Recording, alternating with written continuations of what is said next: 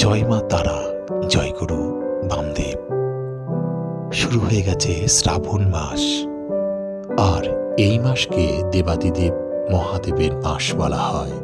সাধারণত এই সময় শিব মন্দিরগুলো ভিড় দেখা যায়, কিন্তু এখন তারাপীঠ মন্দিরের ভিড়ও উপচে পড়ছে।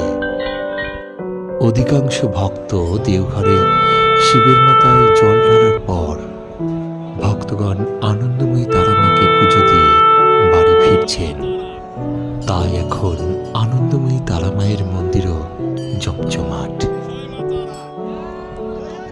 জয় বাবা ভোলানাথ, হর হর মহাদেব এবং জয় মা তারা ধ্বনিতে মন্দির জমজমাট।